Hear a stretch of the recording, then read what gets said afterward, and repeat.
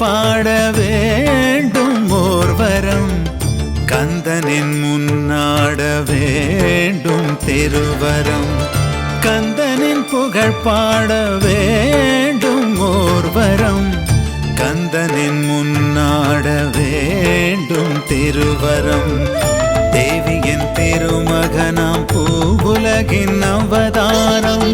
தேவியின் திருமகனாம் பூவுலகின் அவதாரம் குடியிருக்கும் இடமெல்லாம் பக்தர்களின் திருவலம் கந்தனின் புகழ் பாட வேண்டும் ஓர்வரம் கந்தனின் முன்